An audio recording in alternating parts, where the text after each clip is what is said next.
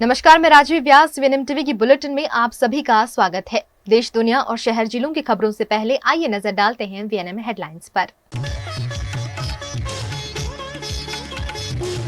Britain में conservative party की ऐतिहासिक हार, ऋषि सुनक का इस्तीफा।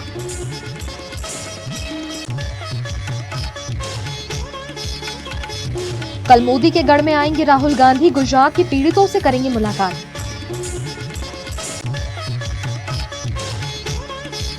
वडोदरा के सबसे पहले Hindi news channel VNM TV ने पूरे किए 26 साल, शुरू किया 27 वर्ष का सफर।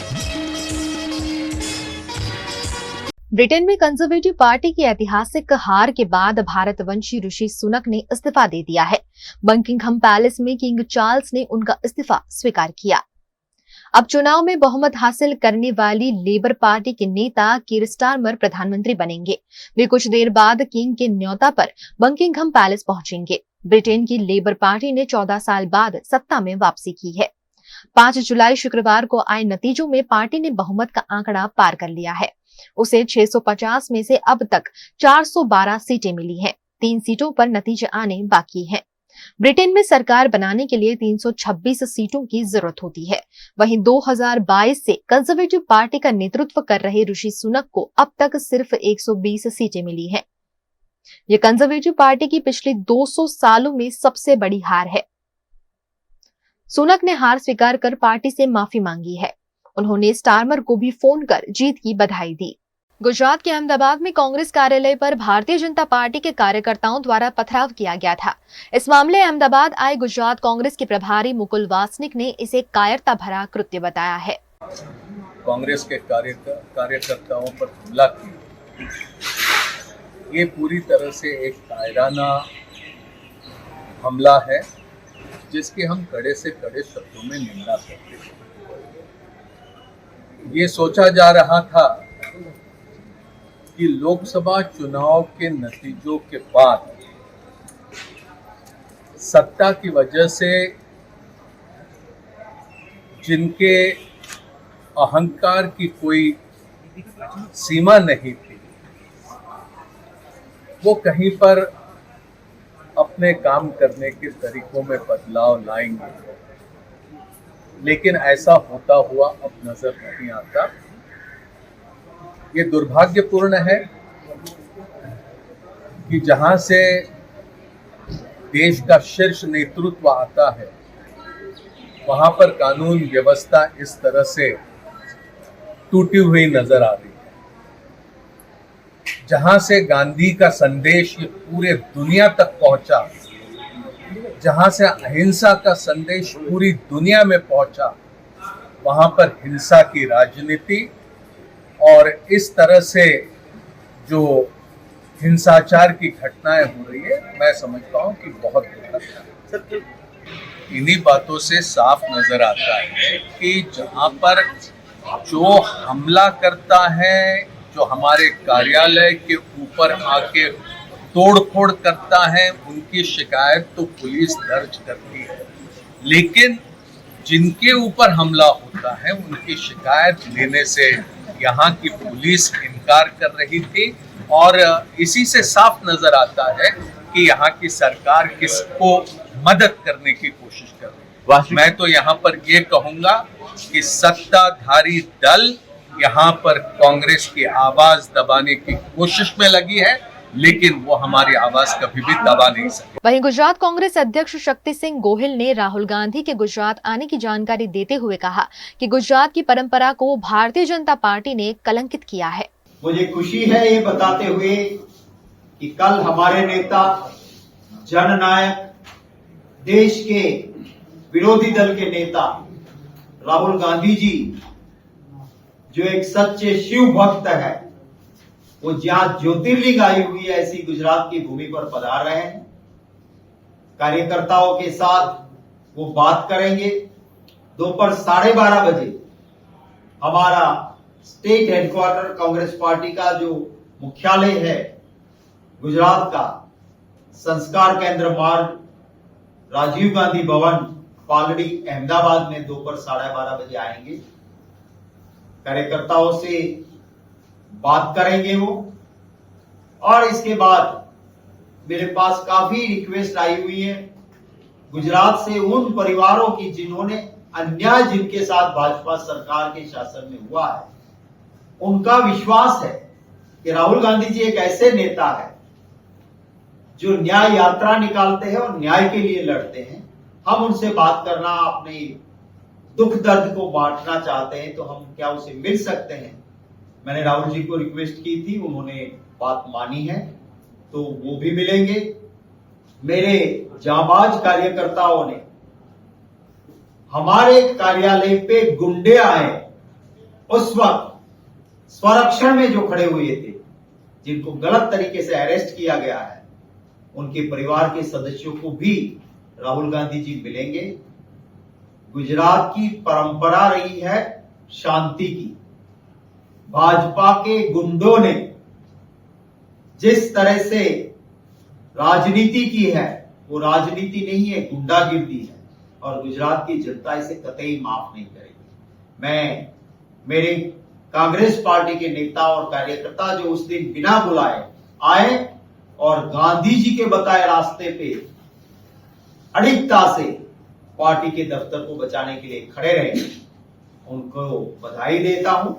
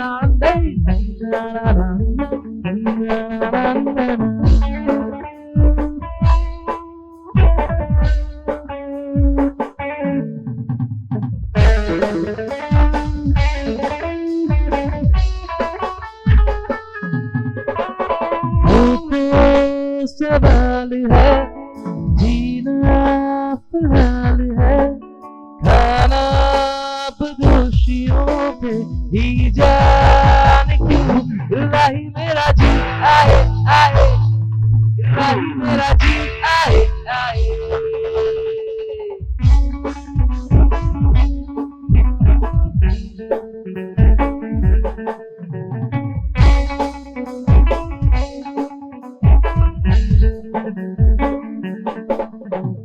मेरा तो सफा कंधे पे मेरा बस्ता, चला मैं जहाँ ले चला मुझे रास्ता। ढूंढो तो नहीं गहरे समंदर पे, इलाही मेरा जी आए आए, इलाही मेरा जी आए आए।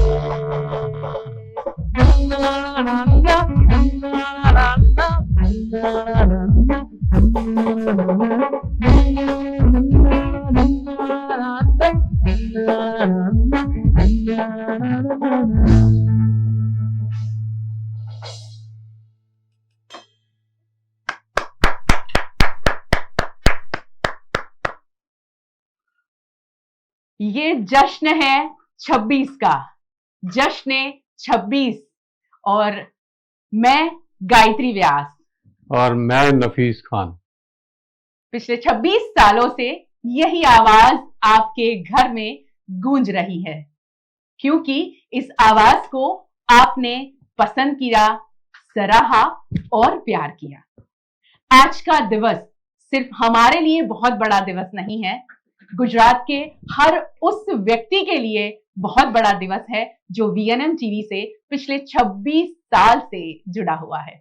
और आज वीएनएम टीवी आगाज कर रहा है अपने 27वें साल का।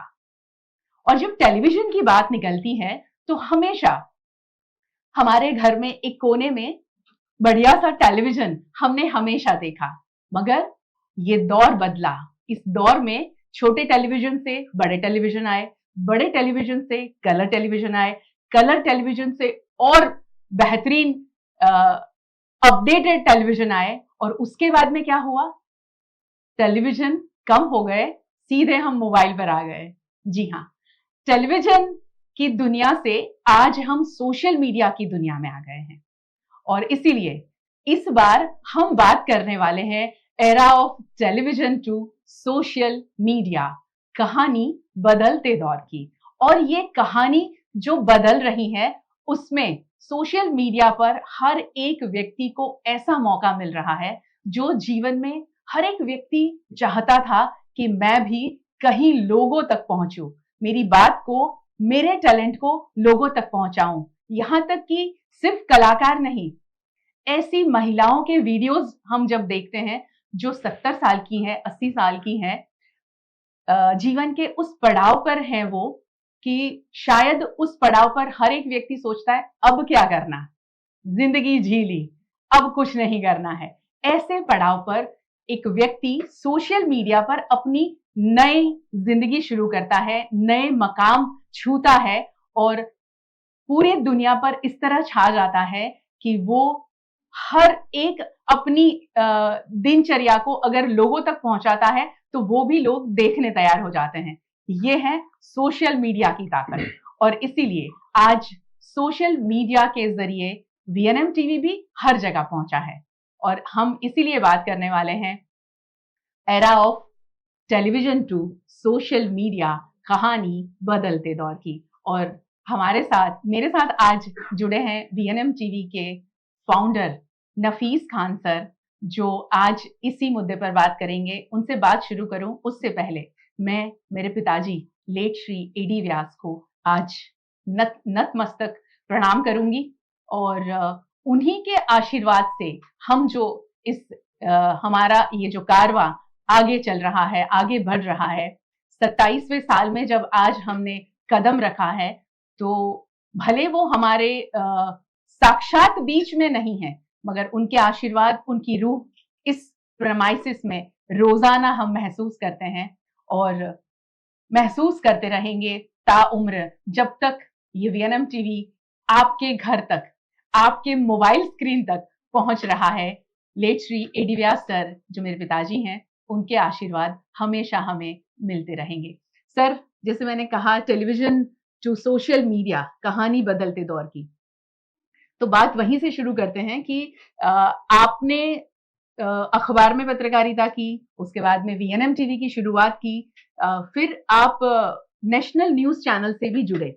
तो उस वक्त जो चैलेंजेस थे, एक विजुअल न्यूज को एक चैनल तक पहुंचाना, उस चैनल स्टूडियो तक पहुंचाना उस विजुअल को, कितना चैलेंज भरा था, जो आज बहुत कुछ बदल गया है। तो बात वहीं से शुरू करते हैं। Thank you Gayatri. सबसे पहले मैं ये बताना चाहूँगा कि तुम्हारी बात का जवाब दूं, बड़ा इंटरेस्टिंग और रोचक सवाल है आपका। लेकिन सबसे पहले मैं आप सबका शुक्रिया अदा करना चाहता हूँ कि आप थे तो हम अभी भी हैं, आप हैं तो हम आज आपके सामने हैं। और मेरे पिता तुल्य और मेरे दोस्त एडी व्यास जी को जरूर याद करना चाहूँगा, जैसे गायत्री ने किया। इसके पिता ज़रूर हैं, लेकिन मेरे संपर्क में जब मैं लोकसत्ता में था तो बरसों पहले आए और एज ए फ्रेंड मेरे साथ में जुड़े। उसके बाद में धीरे धीरे हम लोग ऐसे रिश्तों में बंध गए कि आज उनका वीएनएम के अंदर एक बहुत बड़ा कंट्रीब्यूशन है। फाउंडर भले मैं कहलाता हूँ, लेकिन मेरे साथ साथ कंधे से कंधा मिलाकर वो हमेशा मेरे साथ खड़े रहे और आज भी खड़े हैं। और आप सबका मैं कहता हूँ, मैं उन दोस्तों का भी जो जाने अनजाने में या मतलब दिखाई नहीं देते मेरे साथ में, लेकिन उन सब दोस्तों को भी मैं आज बहुत बहुत शुक्रिया अदा करना चाहता हूँ। सारे दर्शकों का मैं मेरा नमन कि आप लोगों ने हमें ज़िंदा रखा। कोविड जैसे दौर में भी ज़िंदा रखा, उससे पहले जब क्राइसिस का था तब भी ज़िंदा रखा, आज भी ज़िंदा हैं। कहते हैं ना ज़िंदा हैं तो कुछ बात कर, तो मैं आपसे वही बात कर रहा हूँ कि मैं ज़िंदा हूँ, वीएनएम ज़िंदा है। अब बात आती है गायत्री की कि बदलते दौर की कहानी। तो मैं दोस्तों ये बताना चाहता हूँ कि एक दौर ऐसा था हमारा कि जब सबसे पहले तो शायद जो मुझे जानते हैं मेरे वक़्त के मेरे दौर के जो लोग हैं, मैं फ़ोटो जर्नलिस्ट था या हूँ अभी भी कर रहा हूँ। तो उस वक़्त में क्या था कि ब्लैक एंड व्हाइट का ज़माना था और बड़ी क्राइसिस रहती थी। एक रोल के 4 टुकड़े करके हम लोग अलग-अलग 2-2 फ़ोटोग्राफ्स बनाते थे। ब्लैक एंड व्हाइट का दौर था, उसके बाद में कलर का दौर देखा हमने। ठीक वैसे ही जैसे गांधी जी का पहले आज़ादी देखी, आज फ़ोटोग्राफ देख रहे हैं लाइक दैट। सो उसके बाद में कलर फ़ोटोग्राफ़ी शुरू हुई। फिर बाद में हमें ऐसा लगा कि लोक सत्ता में अब काफ़ी जो फ़ोटो जर्नलिज़्म का है वो मैं एक्चुअली क्या है, मैं सबसे पहले एक छोटा-सा उदाहरण आपको देना चाहूँगा कि जब मैं सबसे पहले नौकरी पे गया तो मेरे जो बॉस थे उन्होंने पूछा था कि आप क्या करना चाहते हैं? तो पता नहीं उस वक़्त में इतनी अकल तो नहीं थी, लेकिन मैंने कहा कि साहब मैं एक सीढ़ी पे खड़ा रहना नहीं चाहता, मैं निरंतर चढ़ते रहना चाहता हूँ। तो जब ये जर्नलिज़्म का मुझे लगा कि एक स्टेज आ गया है, तो अब क्या करूँ? तो उस वक़्त इलेक्ट्रॉनिक मीडिया नया-नया शुरू हुआ था और एक न्यूज़ टेक नाम का एक वीडियो कैसेट्स जर्नलिज़्म के लिए एक जो खबरें बताता था, महीने की, पहले वीक का 15 डेज़ में आता था न्यूज़ टेक। उससे मैं प्रेरणा लेके मैंने सोचा कि अब हमें इलेक्ट्रॉनिक मीडिया शुरू करना चाहिए। तो इलेक्ट्रॉनिक मीडिया जब हमने शुरू किया तो जब मेरे दोस्त जाते शूटिंग करने तो पुलिस स्टेशन में रोक दिया जाता कि भाई शूटिंग ना करता, मेहरबानी करीने। और धीरे-धीरे हम लोगों ने उनको समझाया, दौर बदला, दौर बदलने के बाद में ऐसा हो गया कि अभी पुलिस स्टेशन से फ़ोन आते थे कि हमने माल-सामान जमा कर रखा है, तुम्हारा कैमरामैन ना मोकलो, तो वो इस तरीके से हुआ। फिर अगर मैं बात करूँ अ अगर हम बात करते हैं सपोज़ कि दौर में क्या चेंज हुआ, तो आपने देखा होगा कि जब मेरी शुरुआत थी, बचपन था, तो एक ब्लैक एंड व्हाइट टेलीविज़न था। पहले तो रेडियो था, रेडियो के बाद में टेलीविज़न आया और वो ब्लैक एंड व्हाइट टेलीविज़न वो हिलता-डुलता आपने देखा होगा कि और रोज़ शाम को रामायण वो शुरू होती तो लोग बैठ जाते थे। फिर ब्लैक एंड व्हाइट से टेलीविज़न कलर हो गया, तो कलर में और मज़ा आने लगा। जब रामायण के दौर तक तो कलर हो चुका था, उससे पहले भी हमने देखा ब्लैक एंड व्हाइट सलमा सुल्तान और दूसरे जो मतलब जो न्यूज़ एंकर थे हमारे पुराने, दूरदर्शन ही हुआ करता था उस ज़माने में। प्राइवेट चैनल्स नहीं थे, प्राइवेट चैनल्स तो अभी आए। आई थिंक मैं गलत ना हूँ तो 95 के आसपास जी में शायद जी प्राइवेट चैनल्स की शुरुआत हुई जी दूरदर्शन से। तो वो ब्लैक एंड व्हाइट टेलीविज़न भी देखा, फिर कलर टेलीविज़न भी देखा। उसके बाद में हमें पत्रकारिता का मौका मिला। मैं सबसे पहले ज़ी न्यूज़ में एज़ ए स्ट्रिंगर मेरे एक श्रेणी मैडम थे, दिल्ली से फ़ोन आया उनका कि नफ़ीस टेलीविज़न में काम करोगे क्या ये न्यूज़ मीडिया में? तो मैंने उनसे कहा कि यार अंधे को क्या चाहिए आँखें? मैं तो यही ढूँढ रहा था एक्चुअली। तो फिर उन्होंने कहा कि कैसे करोगे? तो उस वक़्त ऐसा था दोस्तों कि हम लोग शूट करके फिर ऐसा कोई दो सैटेलाइट हमारे पास तो था नहीं कि यहाँ से कर दिया और सीधा पहुँच गया। तो हम क्या करते कि डिजिटल वीडियो में शूट करते और शूट करके फिर एयरपोर्ट जाते और दिल्ली भेजते। किसी पैसेंजर से कहते कि भैया ये कैसेट ले जाओ यार, ज़ी न्यूज़ में मैं काम करता हूँ। 4-5 लोग मना करते पर एक भला आदमी हाँ भी बोलता। जी और ज़ुल्म ये था कि उससे कहते कि आपका मोबाइल नंबर और फ़ोन भी दूँ। फिर मैं वो ज़ी न्यूज़ में मैं फ़ोन करता कि भई रमन भाई आ रहे हैं कैसेट लेके इतने बजे प्लेन उतरेगा। जी सो जी इस तरीके का दौरा फिर एएनआई में भी वर्क किया, वही रहा। फिर बाद में आज तक में मैं जॉइन हुआ। जी तो आज तक में ये था कि अहमदाबाद से ही वो अपलिंक करते थे, वीसेट करके एक मॉडल हुआ करता था।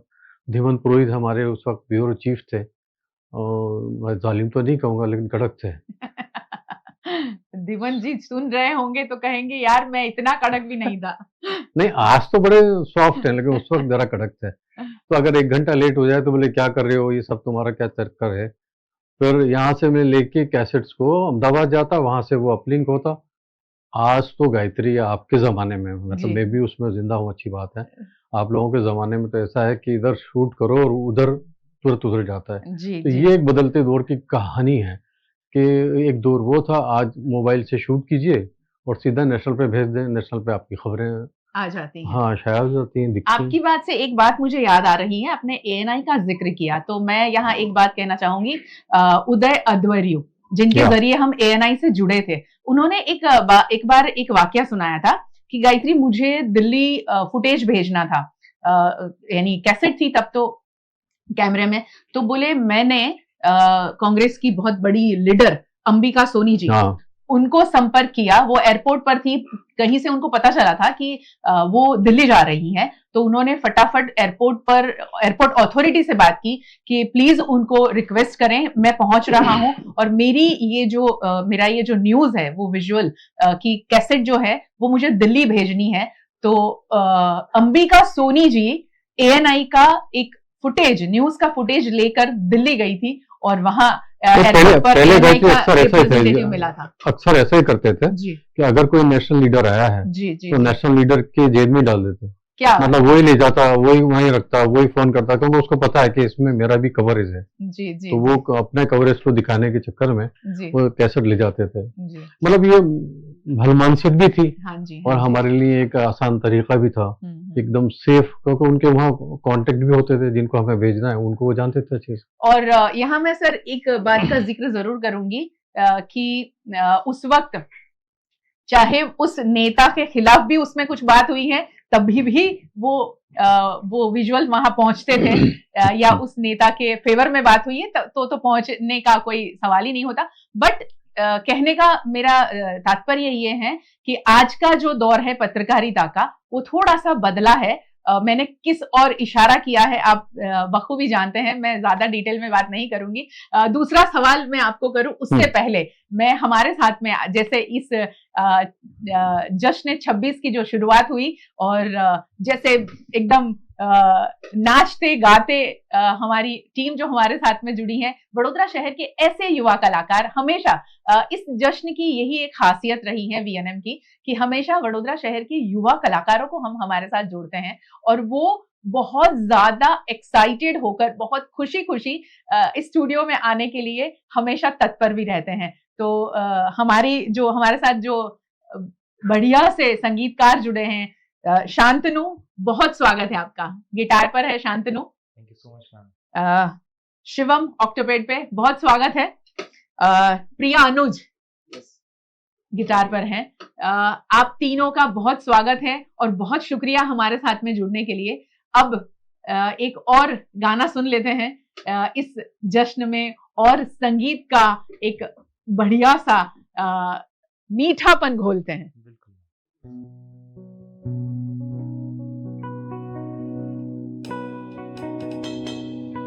तुझको मैं रख लूं वहां जहां पे कहीं है मेरा यकीन, मैं जो तेरा न हुआ किसी का नहीं, किसी का नहीं। ले जाए जाने कहाँ हवाएं हवाएं, ले जाए मुझे कहाँ हवाएं हवाएं, बेगानी है ये बाकी हवाएं हवाएं, ले जाए जाने कहाँ हवाएं हवाएं, ले जाए जाने कहाँ, ना मुझको खबर ना तुझको पता।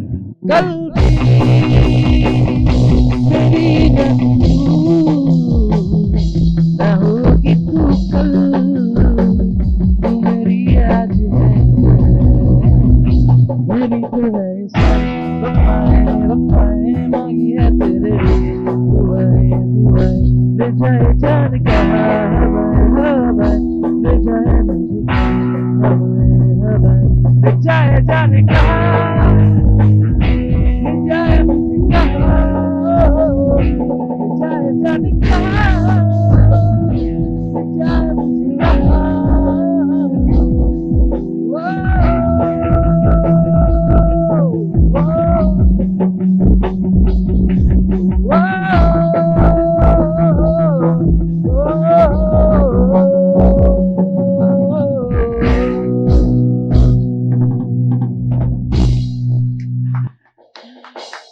और आज वीएनएम स्टूडियो के ये वाइब्स आपके घर तक पहुंच ही रहे होंगे। हमारी खुशी का आज ठिकाना नहीं है। हमारी इसीलिए कह रही हूं कि आप सब हमारे साथ हैं। हम सब की खुशी का आज दिन है और ये खुशी के दिन में संगीत तो बनता ही है। ले जाएं जाने कहां हवाएं, है ना। तो ये साल भी हमें कहां कहां ले जा रहे हैं। ये जो जर्नी है वो सिर्फ और सिर्फ आपकी बदौलत इतनी सफल रही है और इस सफलता का पूरा श्रेय हमारे सभी दर्शक, हमारे सभी स्पॉन्सरर, हमारे सभी सपोर्टर को मैं देना चाहूंगी वीएनएम की पूरी टीम की ओर से। क्योंकि जब किसी को सिद्धांत के साथ में चलना होता है, अवेयरनेस के ऊपर काम करना होता है, एक हटके पत्रकारिता करनी होती है, तो उसके लिए बहुत बड़ा करेज चाहिए, जो लेट श्री एडी व्यास और नफीस खान सर के पास में हमेशा रहा और उन्होंने इसको हमेशा बरकरार रखा है। आज भी वो जारी है। मगर उसे बरकरार रखने के लिए अगर हमारे जो स्पॉन्सरर हैं उन्होंने हमें सपोर्ट नहीं किया होता और हमें सराहा नहीं होता, हमें हमेशा उन्होंने जो सपोर्ट किया है, हमें विश्वास किया है कि हाँ आप जो कर रहे हो वो समाज के उत्थान के लिए कुछ हो रहा है, समाज के उस वर्ग के लिए काम हो रहा है जहां पर शायद बहुत कम लोगों की नजर जाती है। इसीलिए पत्रकार बहुत जिम्मेदार व्यक्तित्व माना जाता है। कहीं भी कोई भी बात हो तो अगर आप पत्रकार हैं, कहीं से भी आप गुजर रहे हैं, किसी से बात कर रहे हैं, तो फौरन लोग आपकी ओर जब नजर करते हैं तो ये सोचकर नजर करते हैं, ये सोचकर बात करते हैं कि आप समाज के बहुत जिम्मेदार व्यक्ति हैं। और जिम्मेदार व्यक्ति जब अपनी जिम्मेदारी से थोड़ा सा पीछे हटता है या जिम्मेदारी को भूल जाता है तो उस पूरी कम्युनिटी पर सवाल उठता है। जो आज कहीं कहीं वो बात नजर आने लगी है कि पत्रकारिता में जो भी छोटी छोटी चीजें, जो दूषण उसमें आया है, उसकी वजह से पूरी कम्युनिटी कहीं ना कहीं कटघरे में खड़ी हो जाती है। लोग कटघरे में उनको खड़ा कर देते हैं, सवाल करते हैं। मगर उसमें हमने कोशिश की है कि हम पर सवाल कम उठे, सिर्फ हम प्रशासन से सवाल कर सकें, लोगों के सवालों के जवाब मांग सके। ऐसी पत्रकारिता की हमने हमेशा कोशिश की है। मैं कोशिश इसलिए कह रही हूं कि हमसे भी कभी गलती हुई होगी, तो उसके लिए आज हम माफी भी चाहते हैं कि शायद कहीं आपको कुछ लगा होगा कि आप बायस्ड है, मगर ऐसा हमने कभी भी किया नहीं है और ना ही हम करेंगे। क्योंकि ये पत्रकारिता हमेशा से हमारा पैशन रहा है, पेशा नहीं। हमने इसे पेशा कभी नहीं बनाया। ये हमारे लिए बिजनेस नहीं है। हमने हमेशा समाज के लिए कुछ करने की कोशिश की है। अब आगे बढ़ते हैं सर। सोशल मीडिया की बात कर रहे हैं हम, टेलीविजन की बात कर रहे हैं। टेलीविजन का जो दौर था उससे आज दौर बहुत बदला है, बहुत सारे बदलाव आए हैं और उसमें सबसे बड़ा मैं यूं कहूंगी कि चैलेंज भी है और वो आशीर्वाद भी है। तो सोशल मीडिया के आने से आपने क्या महसूस किया सर? ये हमारे लिए, स्पेशली आप फाउंडर हैं, तो आपके लिए ये चैलेंज वाला रहा या आशीर्वाद रूप रहा? गायत्री, मैं तो ये कहूँगा कि जब भी बदलते दौर में चीज़ें बदलती हैं तो वो जी। आशीर्वाद ही होती हैं। मतलब ऐसा कोई दौर नहीं है कि कहने को तो लोग कहते हैं कि हमारे ज़माने में ये ऐसा हुआ करता था, जी आपके ज़माने में ये नहीं है। लेकिन मैं उस चीज़ को कहता ज़रूर हूँ कि मेरे ज़माने में ऐसा था, लेकिन आज के ज़माने को मैं बहुत पसंद करता हूँ। जी और दौर जो बदला है, डिजिटाइज़ पूरा हो गया है, कंप्लीट सोशल मीडिया का ज़माना है। नए-नए बच्चे हैं, नई-नई तस्वीरें अपनी अपलोड करते हैं जी और काफ़ी सारे जितनी भी बात अपने मन की होती है वो अ, समाज को बताना चाहते हैं। पहले ये नहीं था। जी पहले लुका-छुपी थी और मैं किसी को क्यों बताऊँ व्हाटएवर कोई भी होता फ़ोटोग्राफ भी नहीं दिखाते थे कि दिखाऊँ या नहीं दिखाऊँ। आज एक दौर चेंज हुआ है, लोग अपने आप को एक्सप्रेस नॉट एक्सपोज़ तो नहीं कहेंगे, एक्सप्रेस करना चाहते हैं। एक्सप्लोर करते हैं हाँ, एक्सप्लोर सोशल करते हैं, मीडिया पर। अपने आप को बताना चाहते हैं आपसे कि भई मैं ये हूँ, मेरी जी ज़रूरतें ये हैं, मैं इस जी तरीके से काम करता हूँ। जी तो मुझे तो ये दौर बहुत पसंद है कि और जहाँ तक जैसे न्यूज़ मीडिया की बात करूँ मैं, तो न्यूज़ मीडिया में अगर आप देखें तो न्यूज़ मीडिया में गायत्री ऐसा हुआ कि शुरुआत के दौर में जब मैंने शुरू किया था ये, तो मैं डिपेंड था। जी जितने भी नेशनल मीडिया हैं वो भी सैटेलाइट पे डिपेंड थे, मगर जी ये जो डिजिटाइज़ और सोशल मीडिया आने के बाद में एक नया विकल्प भी हमारे लिए खड़ा हुआ और वो विकल्प ये डिजिटल मीडिया के रूप में, सोशल मीडिया के रूप में खड़ा हुआ।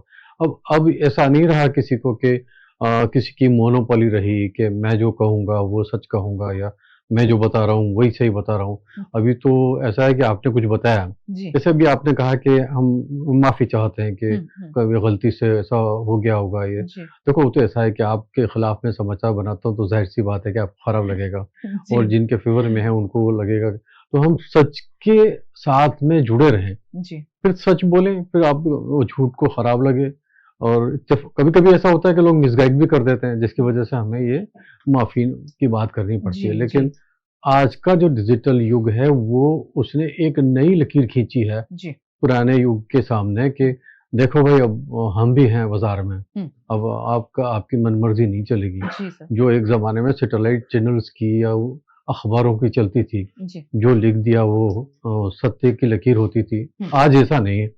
आज तो अगर आपने भूल से या जानबूझ के कोई गलत खबर छापी है, तो एक 10 मिनट में आपको रियलाइज़ करा देता है सोशल मीडिया कि यू आर रॉन्ग, आपने ये गलत किया है। हाँ तो ये एक सबसे बड़ा फ़ायदा है कि सच को बल मिला है। जी जी सच को एक ताकत मिली है कि जी मैं अभी मतलब बीच में ऐसा लग रहा था मैं बीच-बीच में बातें ऐसे रोकता हूँ कि पुरानी सब बातें याद आती हैं। जी सर तो अपनी बात काट कर मैं नया शुरू करता हूँ। जी तो पहले ऐसा लगने लगा था हम थे कि आपके साथ में हमें बहुत सारी पुरानी बातें आज ताजा होने वाली है तो आप करें।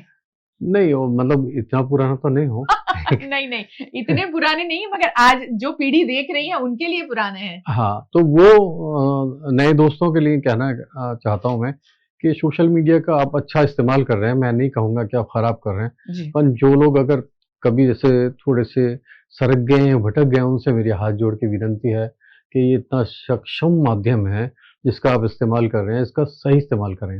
है ना? इसको आर्ट के फ़ील्ड में आर्ट का लोग अभी बहुत तनाव में जी रहे हैं गायत्री। जी इससे अच्छा है कि शांतनु जैसे लोगों को सुनें, उनके ग्रुप को सुनें और संगीत की बात करें। सही है। क्योंकि लड़ने-झगड़ने के लिए तो काफ़ी काफ़ी हमें वो मौके मिल जाते हैं जी और सुनने-सुनाने के मौके नहीं मिलते। जी तो इस तरीके के आप अच्छे मुशायरे करें, कवि सम्मेलन करें, ताकि आपका जो बिज़नेस में जो एक माइंडसेट है वो ख़त्म हो जाए और मतलब जो पज़लनेस है या परेशानी है या तनाव है, जी वो आपके मन में ना रहे।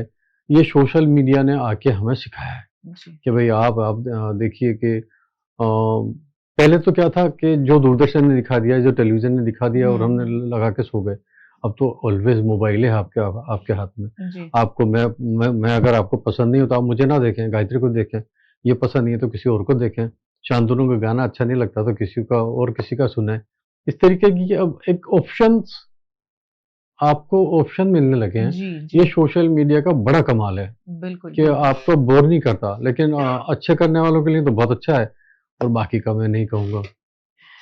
मैं यहाँ एक बात और भी ये जोड़ना चाहूँगी कि सोशल मीडिया की बदौलत ही जहाँ-जहाँ वीएनएम टीवी केबल के ज़रिए जो आपके घर पहुँचता था, कई लोग ऐसे थे जो लोग प्राइवेट सेटअप बॉक्स पे आए थे और लोकल केबल चैनल उन्होंने नहीं सेटअप बॉक्स नहीं रखा था।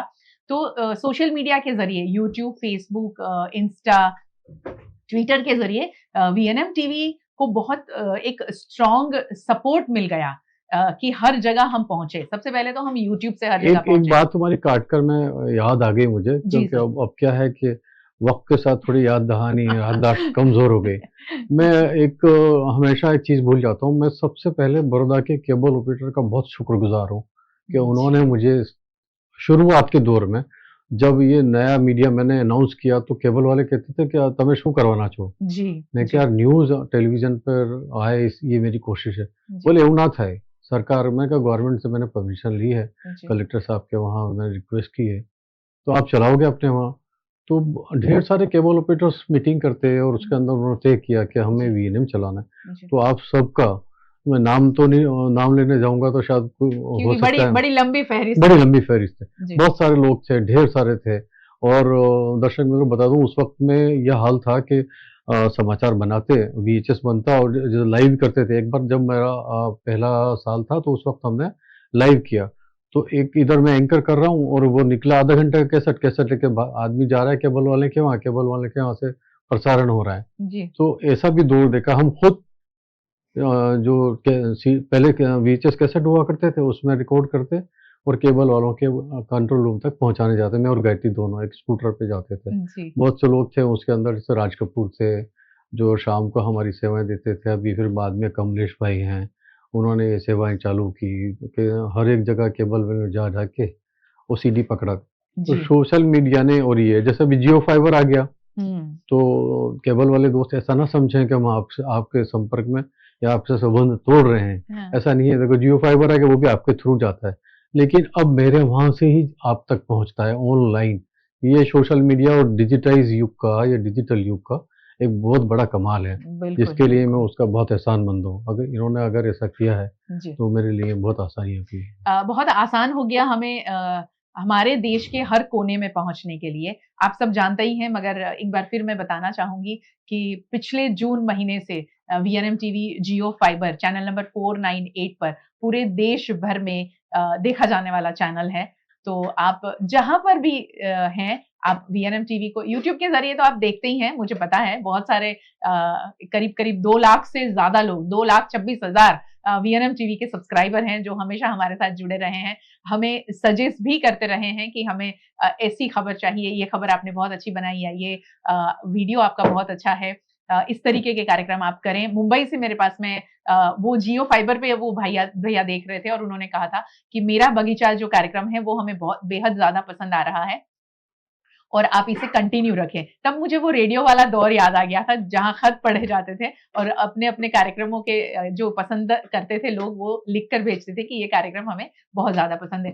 सर, सोशल मीडिया पर आज जो पत्रकारिता हो रही है, अब उसकी बात करेंगे। ये मेरा आखिरी सवाल है कि मेन स्ट्रीम मीडिया पर जो पत्रकारिता हो रही थी, आज भी हो रही है, मगर मेन स्ट्रीम मीडिया से लोग आज सोशल मीडिया पर जो पत्रकारिता कर रहे हैं, मेन स्ट्रीम मीडिया से निकल कर कहीं ऐसा है कि निकाल दिया गया है उन पत्रकारों को, कहीं ऐसा है कि वो खुद ही निकल गए हैं क्योंकि वो अ, चाहे वो ओनर की तानाशाही हो या फिर जो भी अभी सत्ता में पार्टी है उसका इन्फ्लुएंस हो, कहीं ना कहीं पत्रकारों को वो नहीं जचा और वो निकल गए। तो आज सोशल मीडिया पर जो लोग पत्रकारिता कर रहे हैं उसे ज्यादा पसंद किया जा रहा है। क्यों सर? आप क्या कहेंगे इसके बारे में? और आप भी क्या ऐसे पत्रकारों को पसंद कर रहे हैं जो मेन स्ट्रीम मीडिया से बाहर निकले हैं? देखो कहते, ये एक सवाल जो है मेरे लिए भी सवाल है कि क्यों, मतलब पत्रकार तो पत्रकार ही होता है। जी सर। और पत्रकारिता के कई तरीके हैं, जैसे हमें सिखाया गया कि एंटी स्टैब्लिशमेंट, इसका मतलब ये नहीं कि हर बुराई ढूंढते रहो। जो स्टैब्लिश चीज़ है, जो सरकार है, उस सरकार से आप सवाल कीजिए, क्योंकि देखो एक घोषणा पत्र होता है ना, उसमें लिखते हैं हम ये करेंगे, हम ये करेंगे, हम ये करेंगे। जैसे आप कॉर्पोरेशन की बात करें तो नहीं, एक बजट आता है जी कि इतने का पुल बनाएँगे, इतने का ये करेंगे, इतनी की सड़कें बनाएँगे। जी पत्रकार वही सवाल करता है, 3 साल में अगर पूरा नहीं होता है तो वो कहता है कि भई 3 साल में आपने कहा था, ये तो बनी नहीं। हम्म उसपे जो हमारे जो राजनेता होते हैं, सियासतदान होते हैं, वो बड़े नाराज़ हो जाते हैं कि यार आपने ऐसा सवाल क्यों कर लिया? जी बस यहाँ से चला, अभी जो पत्रकारिता का दौर चल रहा है मेन स्ट्रीम मीडिया में, वो ऐसा था कि अब हर दौर में वैसे तो देखा जाए कि पत्रकारों को दबाया, धमकाया जाता है। मैं अरुण शौरी जी की बात करूं कि देवीलाल उस वक्त मुख्यमंत्री थे, और उन्होंने वो कहीं ये खड़े खड़े कहीं मतलब जो नहीं करना चाहिए वो कर रहे थे, तो किसी फोटोग्राफर ने, हमारे से आदमी ने एक फ़ोटो ली और डाल दी। तो इंडियन एक्सप्रेस में उन्होंने बहुत बड़ी 4 कॉलम की फ़ोटो डाली, तो उसने जब वो ये देवीलाल थे, उन्होंने उनको गालियाँ बकी। जी। और सेकंड डे अरुण शौरी ने क्या किया, इंडियन एक्सप्रेस में वो गाली 8 कॉलम में। ये एक ऐसा जाबाज़ पत्रकार था, आज तो पॉलिटिक्स में जाने के बाद में हमारे वो तो आदर्श रहे, और वो पत्रकारिता थी। फिर धीरे-धीरे ख़त्म हो गई। अब फिर इंदिरा गांधी जी के दौर में इमरजेंसी आई, उस वक़्त भी पत्रकारों को काफ़ी अंकुश में लिया गया। जी। अब आज फिर धीरे-धीरे ऐसा हो गया कि कहीं न कहीं मेन स्ट्रीम के पत्रकार सरकारों के साथ ही हो गए, जी। और वही बात दिखाने और बताने लगे जो सरकार चाहती हैं। इसलिए एक ये सोशल मीडिया का और डिजिटल युग का जो शुरुआत हुई गायत्री, जी। उसने धीरे-धीरे वहाँ से निकले पत्रकारों के साथ में एक अपना समझौता किया, और वो पत्रकारों को जगह दी अपने प्लेटफ़ॉर्म पे, जिसको डिजिटल युग कहते हैं अपन। जी। वहाँ आने लगे, जैसे मान लीजिए किसी मेन स्ट्रीम में प्रसून वाजपेयी थे, रवीश कुमार थे, अभिषार शर्मा जी थे, ऐसे बहुत सारे, अजीत अंजुम जी हैं, जी। एंड सो मेनी पत्रकार हैं जिनके मैं नाम अभी शायद नहीं ले पाऊँगा। तो उन लोगों को जब उसमें मज़ा नहीं आया, मज़ा नहीं कि सच कहने से उनको उनको रोका गया घुटन होने लगी, और रोका गया कि और आप ये ना करें। ऐसा कहा जा सकता है, ये मैं नहीं कह रहा। नहीं। जो रोका गया या रुक गए, लेकिन उन्होंने अपना एक रास्ता उन्होंने बना लिया। जी। जी। और जैसे मेरे जैसे पत्रकार, जब मैं लोकसत्ता से रिटायर किया, मतलब जब मेरा अखबार बंद हो गया, दुख जी। की बात है, आज तो शुरू किया अनिल देवपुरकर जी ने और संजय शाह जी ने, उनका बहुत शुक्रगुजार हूँ। वहाँ से जब बंद हुआ तो मैं एक आदमी जिस काम में रचा-पचा होता है ना, जब आप उसको बंद कर देते हो तो ऐसा लगता है उसका साँस रोक दिया आपने। जी। जी। तो मैं भी सोच रहा था कि अब क्या? हम्म। नफीस से नफीस खान बना दिया बड़ौदा ने, और उसके फोटोग्राफ्स की बड़ी तारीफ़ करते थे। अब वो तारीफ़ क्या करूँ? मैं अपने कंप्यूटर में घोटता रहता था। पर जब जैसे ही फ़ेसबुक मुझे मिला, तो मैं तो बहुत खुश था। मुझे फिर अखबार की ज़रूरत नहीं थी। मेरे जितने भी विचार थे मैं अपने आप फ़ेसबुक पे डालने लगा। तो वो पत्रकारिता मेरे वापस शुरू हो गई।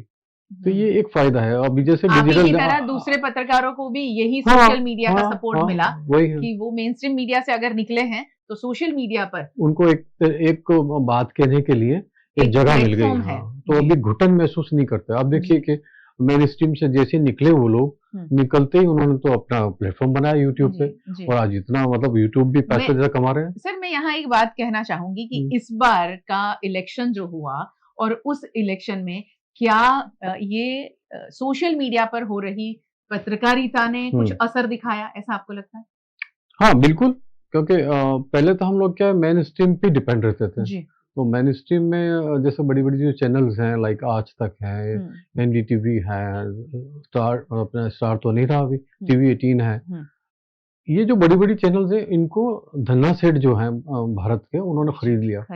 और वो धन्ना सेठों ने अपने फ़ायदों के लिए इस्तेमाल करना शुरू कर दिया। तो जो रियल पत्रकारिता करते थे ना, वो लोग निकल गए। जी। और जहाँ तक इलेक्शन की बात है, तो बेशक उन्होंने बड़ा रोल अदा किया, क्योंकि जो जहाँ बात उनकी सुनी नहीं जाती थी, वो उन्होंने वहाँ कहना शुरू कर दिया। तो एक फ़र्क तो पड़ा है। यानी लोगों की आंखें, हमेशा ऐसा कहा जाता है कि एक पत्रकार, एक अखबार या एक चैनल आम जनता को सच बताता है, आम जनता को ऐसी बातें बताता है जिससे उनका दिमाग और उनकी आंखें खुल जाती हैं। मगर जैसे सर ने कहा कि धन्ना सेठों ने जो चैनलों को खरीद लिया है, अखबारों बताता क्या है, हमारी ड्यूटी यही है, जर्नलिज्म ही यही है। यही है, मगर आज वो जर्नलिज्म अलग है सर, वो डर दहशत का जर्नलिज्म। हाँ, वही। तो इसीलिए मैं ऐसा कहूंगी कि सोशल मीडिया पर जो पत्रकारिता हो रही है, इसीलिए ज्यादा ऐसा कह सकते हैं कि पसंद किया जा रहा है। वहाँ हमारे पे अंकुश नहीं है। अंकुश नहीं है। वो जो बातें बताते हैं उससे आम जनता को सोचने पर वो मजबूर करते हैं। इत्तेफाक रखती है उनसे, है ना, इत्तेफाक रखती है। सर हमारे इस बात को हम यही विराम देंगे, क्योंकि हमारे दूसरे बहुत सारे गेस्ट आज हमें मिलने वाले हैं। मैं आपको बता दूं कि हमारे साथ आपको जुड़े रहना होगा, क्योंकि वडोदरा शहर के ऐसे सोशल मीडिया इन्फ्लुएंसर को आज हमने बुलाया है कि शायद आप भी उनके सब्सक्राइबर होंगे, क्योंकि वो इन्फ्लुएंसर इन्फ्लुएंसर को हम इसीलिए पसंद कर रहे हैं कि वीवा ब्रदर्स, जानते हो ना आप सब, वीवा ब्रदर्स, आकाश जोशी और विश्व जोशी स्टूडियो में थोड़ी ही देर में आने वाले हैं। उनसे मैं बात करने वाली हूं उनकी इस जर्नी के बारे में, क्योंकि ये उनकी जो जर्नी है बड़ी ही अलग है। क्योंकि अलग इसीलिए है कि आप किसी भी फूडी को आप देखते हो, उससे ये वीवा ब्रदर्स बहुत अलग है। क्या अलग करते हैं आप सब जानते हैं, मगर उसके पीछे की कहानी हम बताने वाले हैं। उससे पहले एक सिंगर से अभी हम मिलने वाले हैं, हेतल रोहरा जी। उससे पहले शांतनु के साथ मैं आपको छोड़े जा रही हूँ, वो बढ़िया सा एक गाना सुनाएंगे और मैं और नफीस खान सर यहाँ से अभी थोड़ी देर के लिए विराम ले रहे हैं। फिर वापस मिलती हूँ थोड़ी देर बाद। आप इस संगीतमय सुबह और इस जश्न 26 में आज 12 साढ़े 12 बजे तक हमारे साथ जुड़े रहें। मुझे पता है अब आज का वर्किंग डे है, आप काम पर होंगे या घर में काम कर रहे होंगे, जो भी है, मगर हमारे साथ जुड़े रहें जैसे आप पिछले 26 सालों से जुड़े हुए हैं। सर आखिर में कुछ कहेंगे दर्शकों को, फिर हम शांतनु के ऊपर कैमरा ले जाएंगे। मैं तो एक ही बात कहूंगा कि आपका शुक्रिया, बहुत शुक्रिया और बहुत शुक्रिया। विद्या बालन का डायलॉग हो गया ये, है ना। फिल्में कितनी कैसे चलती हैं, एंटरटेनमेंट एंटरटेनमेंट एंटरटेनमेंट, और वीएनएम कैसे चलता है, सच्ची पत्रकारिता सच्ची पत्रकारिता सच्ची पत्रकारिता। और अब कैमरा जा रहा है शांतनु की टीम पर। म्यूजिक में सराबोर हो ये गीत संगीत का ये जश्न आज 12:30 बजे तक जारी रहेगा। जुड़े रहिए हमारे साथ। शांतनु।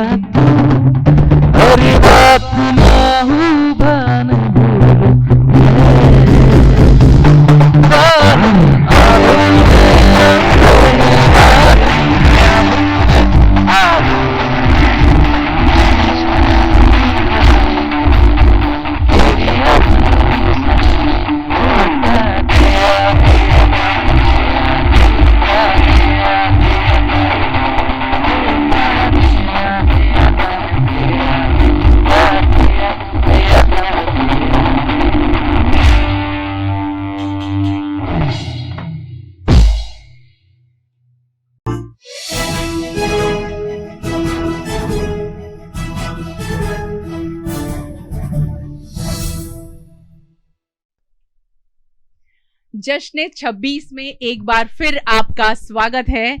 और मेरे चेहरे पर इतनी बड़ी स्माइल जो आपको दिख रही है उसकी वजह दो है। एक, आज का बड़ा दिन, और दूसरा हमारे वडोदरा शहर के वीवा ब्रदर्स हमारे स्टूडियो में आ चुके हैं। मैंने पहले ही आपको बता दिया है। और ये स्माइल की वजह एक और भी है। वडोदरा शहर जाना जाता है कलाकारों के नाम से और क्रिकेटरों के नाम से, है ना। और अब जाना जा रहा है, पूरे विश्व में छा चुका है, फूड में जो चैलेंज करते हैं ऐसे वीवा ब्रदर्स के नाम से भी। क्योंकि उसकी एक बहुत बड़ी वजह है, पता है, क्योंकि विश्व से बहुत ज्यादा बड़ी संख्या में लोग वीवा ब्रदर्स की चैनल को देखते हैं।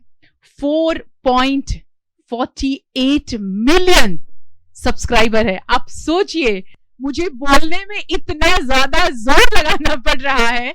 सोचिए उन्होंने इस जर्नी को सफल बनाने के लिए कितना ज्यादा काम किया होगा, उनकी जर्नी कितनी इंटरेस्टिंग होगी, है ना। और इसीलिए उनकी कहानी जाननी है, आज हमें उनकी जर्नी जाननी है। और जब कोई भी सफल व्यक्ति के साथ हम बात करते हैं तो उनकी कहानी बिल्कुल शुरू से शुरू होती है। तो मैं भी शुरू से शुरू करने वाली हूँ। विश्व, आपसे जानेंगे ये कैसे शुरू हुआ, वीवा ब्रदर्स का ये जो फूड चैलेंज चैनल है, ये कैसे शुरू हुआ। देखो, फूडी तो मैं पहले से हूँ, बचपन से मैं फूडी हूँ। हाँ, फूडी और खाना खाने का तो मुझे बहुत पहले से अच्छा लगता था और भाई को भी अच्छा लगता था जी। लेकिन ये जो चैनल की शुरुआत है जी, वो एक आइडिया से हुई, क्योंकि फॉरेन में ना ये एक स्पोर्ट्स है, फूड चैलेंज करना जी जी। तो बहुत सारे ऐसे बड़े बड़े इवेंट्स बाहर होते थे जी, लेकिन ये हमारे इंडिया में ऐसा कुछ ट्रेंड नहीं था। और स्पोर्ट्स में ऐसा इंडिया में किसी को पता भी नहीं था कि ये ऐसा फूड चैलेंजेस की भी एक स्पोर्ट है ऐसा जी जी जी। और फिर मैंने सोचा कि भी बाहर तो ये सब चल रहा है, लेकिन हमारे इंडिया में कोई नहीं कर रहा है। ओके, तो फिर मैंने सोचा थोड़ा बहुत और फिर मैंने चैनल स्टार्ट कर दी। और तब मैं ही अकेला फूड चैलेंजेस करता था, लेकिन थोड़े सब्सक्राइबर्स गेन हो गए। फिर मैंने भाई को भी बोला कि अब हम दोनों स्टार्ट करते हैं। तो फिर मैंने और भाई ने मिलके फिर ये चैनल की शुरुआत की हाँ। और ये शुरुआत इतनी शानदार रही, जैसे आज VNM TV का शानदार 27वें साल का सफर शुरू हो रहा है। तो इनकी जर्नी की शुरुआत भी आप लोगों ने 2018 में शुरू किया था। 2017 में ये जर्नी शुरू हुई थी। और इस जर्नी में अभी तक 200 से ज्यादा आप चैलेंजेस कर चुके हैं, है ना। 200 से भी बहुत ज्यादा। अच्छा, 200 आंकड़ा तो बहुत कम है सर। बहुत कम है। हाँ। 400 से ज्यादा। अच्छा, याद भी नहीं है कि कितने। मैं आकाश से बात कर रही थी तो आकाश बता रहे थे कि मुझे अभी, मैंने बहुत दिनों से देखा नहीं है कि कितने सब्सक्राइबर हुए। मैंने कहा मैं आपको बता देती हूँ, 4.48 मिलियन। अच्छा, जैसे ये वीवा ब्रदर्स फूड चैलेंजेस में तो माहिर है। उनका जो पूरा परिवार है, वो परिवार जैसे माँ खाना बनाती हैं, ये लोग खाते हैं, चैलेंज करते हैं। पिताजी पर्यावरण प्रेमी है। और पर्यावरण की बात करूं तो आकाश, मैंने एक वीडियो देखा था, आप माइक ले लीजिए और ऐसे माइक रखिएगा ताकि थोड़ी अच्छी आवाज आए। मैंने वो वीडियो देखा, उसमें पापा एक पौधा लगाने जा रहे थे जी, है ना। और कह रहे थे कि मैं लोगों के लिए, पंछियों के लिए, पक्षियों के लिए ये पौधा लगा रहा हूँ। वो क्या पौधा था और क्या कहानी है, कुछ बताइए। पापा को ना अभी पिछले कुछ टाइम से है ना, पापा की है ना पहले से ऐसा है जी कि नेचर के साथ बहुत ही जुड़े हुए हैं। लेकिन अभी उनकी जो रिटायर्ड लाइफ चल रही है ना जी, उसमें पापा को ऐसा है कि अभी मैं थोड़ा गार्डनिंग करूंगा, सब पौधे रखूंगा। तो अभी घर पे सब छोटा मोटा शुरू किया है। लेकिन जो आप बात कर रहे हो ना, वो बात थी लीची की जी। तो पापा को जब पापा ने बताया कि मैं लीची ऐसे बोने जा रहा हूँ, तो मैंने बोला इस पर फल कब लगेगा। तो पापा ने बोला इसको तो शायद 10 साल भी लग सकते हैं, 15 साल भी लग सकते हैं जी। तो मैंने बोला फिर ये लगा तो फिर हम खाएंगे कैसे। तो पापा बोलते हैं हमारा कोई टेंशन, लेकिन ये इसको मैं जाकर रोड के डिवाइडर पर या ऐसे ही कहीं पर बो दूंगा, तो कल जाके जब भी उगेगा तो लोग खाएंगे और लोग मजे करेंगे। क्या बात है, क्या तो बात पापा का सब ऐसा ही रहता है कि काम करना है, फिर उसका फल किसको भी मिले वो मैटर नहीं करता। बहुत बढ़िया। अच्छा, ये आपने फूड चैलेंजेस तो आपने कहा कि स्पोर्ट्स जो विदेशों में ये इसे स्पोर्ट्स ही माना जाता है, तो आपने मम्मी खाना बनाए, घर में जो डिश बन रही है वो बड़ी बड़ी मात्रा में बनता है और उसके ऊपर चैलेंज आपने शुरू किया, ये ख्याल कैसे आया कि घर में ही ये खाना जो बन रहा है उसी से ही करें ये चैनल की शुरुआत? देखो, अभी मम्मी का हाथ का खाना तो सब बच्चों को अच्छा लगता है, ये बात है। तो ये मेरे अंदर भी थी कि नहीं, अभी मम्मी खाना बनाए अच्छा हाँ। और फिर उसकी मैं चैलेंज करूं जी। हाँ, तो मैं वही था कि ऐसा कुछ थोड़ा यूनिक भी हम थोड़ा लाए चैनल में कि सबको देखने में भी अच्छा लगे हाँ। और हमको भी अच्छा लगे मम्मी का हाथ का खाना जी। तो बस यही था मेन कि मम्मी का हाथ का खाना हम खाए और फिर चैलेंज करें उसकी। जी जी। और दूसरा एक मेन चीज, जी, जब है ना चैनल स्टार्ट करते हैं ना, हाँ, हम स्टार्ट करते हैं जी जी तो जी। हमारा बजट का भी एक इश्यू रहता है। तो बिल्कुल। अगर पहले से, जैसे हम अभी 5 स्टार से ऑर्डर करते हैं हाँ। या इधर उधर से मंगवाते हैं, जी तो जी। पहले से करते हैं ना, तो फिर चैनल हो चुकी है हमारी, फिर तो उससे अच्छा है कि घर का खाना हम ले लेंगे तो हाँ। फिर उतना पैसा भी नहीं लगेगा हाँ। और हमको अच्छा मिलेगा और सबको यूनिक देखने को मिलेगा, जो हमारी मम्मी की क्रिएटिविटी है। क्योंकि मम्मी खाने बनाने के मामले में इतनी माहिर है, अगर कोई भी मेरे मम्मी का हाथ का एक बार खा लेता है ना, जी तो जी। फिर वो चीज दूसरे के हाथ की उसको अच्छी नहीं लगती। अब यहाँ मैं एक बात बोलूं, ये जी, गुजराती भाई है, गुजराती भाई, देखा है ना, गुजराती का कैलकुलेशन आप देखिए कि कुछ भी शुरुआत करनी है तो इन्वेस्टमेंट के तौर पर बहुत ज्यादा इन्वेस्ट नहीं करना है, घर में जो राशन भरा हुआ है बस वो इन्वेस्टमेंट है ना। जी बिल्कुल। ये गुजराती भाई और वैसे भी भाई वीवा ब्रदर्स। क्रिएटिविटी की बात करें तो मुझे ऐसा लग रहा है, जितने मैंने आपके वीडियोस देखे आपकी चैनल पे, क्रिएटिविटी में आपको कोई बीट नहीं कर सकता, ऐसा मुझे लग रहा है। आप क्या सोचते हैं, इतनी ज्यादा क्रिएटिविटी ये कहाँ से आते हैं आइडियाज? जैसे अभी आपने ही जिक्र किया, वही मेरा सवाल था कि होटल से, रेस्टोरेंट से, ढाबा, सारी चीजों के फूड को आप एक्सप्लोर करते हैं, टेस्ट करते हैं, लोगों को बताते हैं कि ये खाना अच्छा है, ये क्वांटिटी ज्यादा है, ये सारी चीजें। तो ये आइडिया कैसे आया? और इसमें खर्च भी होता है तो फिर अर्निंग बहुत बढ़ गई है। ऑनलाइन इनकम का है ना, ऐसा फिक्स नहीं रहता है कि चलो इस बार इतनी मिली तो नेक्स्ट मंथ इससे ज्यादा ही मिलेगी, तो वो चीज में है ना हम कुछ बोल नहीं सकते, क्योंकि वो कभी कम कभी ज्यादा वो चीजें चलती रहती है। लेकिन मेन चीज आपने जो पूछा कि ये मतलब खाना का किस तरीके से ये डिफरेंट करते हो, तो अभी हम ज्यादा खा सकते हैं, स्पीड में खा सकते हैं, वो तो सबको एक बार बता दिया हमने, तो वो चीज तो सबको पता चल गई। अभी वो एक ही चीज हम इतने सालों तक कैरी करते रहेंगे तो देखने वालों को भी उतना मजा नहीं आएगा, एक तरीके से वो लोग बोर हो जाएंगे और हमको भी उतना मजा नहीं आएगा वो चीज करने में। तो फिर हमने सोचा कि अभी इसके अंदर फन एलिमेंट डालते हैं। तो सबसे पहले हमने पनिशमेंट की शुरुआत की कि जो हारता है उसको कुछ ऐसी पनिशमेंट देंगे। फिर उसके बाद अभी पूरी वीडियो के अंदर हम इतने मजे करते हैं और सबको इतने मजे करवाते हैं ना कि देखने वाले पेट पकड़कर हंसते भी जाते हैं और खाते भी जाते हैं साथ में। वो एक चैलेंज मुझे बड़ा ही खतरनाक लगा था कि गुलाब जामुन के ऊपर मिर्ची डाल के खाना, हरी मिर्च खाना। माय गॉड, आपने देखा ही होगा क्योंकि मुझे पता है कि जब 4.48 मिलियन सब्सक्राइबर है तो आप बहुत सारे लोग होंगे जिन्होंने ये सारा वीडियो देखा होगा, मगर जब मैंने देखा तो मुझे ऐसा लगा माय गॉड ये कैसे हो सकता है, और वो भी जब इतनी बड़ी डिश खाकर, वो चैलेंज में इतना सारा खा लिया है, उसके बाद में ये खाना बड़ा मुश्किल हो जाता है। विश्व, आपने वो खाया था, बताओ। अभी हम हारते हैं तो फिर भुगतना भी पड़ता है ना और यही मजा है हमारे सारे चैलेंजेस की। क्या बात है, क्या हाँ, बात है। तो एक डर भी रहता है ना कि अगर हम हार गए तो फिर पनिशमेंट भी हमको भुगतनी पड़ेगी।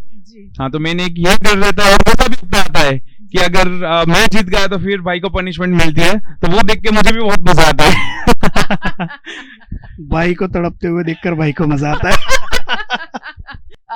मुझे ना एक बात और आपके चैनल पर दिखी, जो भी आप खाते हो बड़ी डिश होती है, बिग डिश।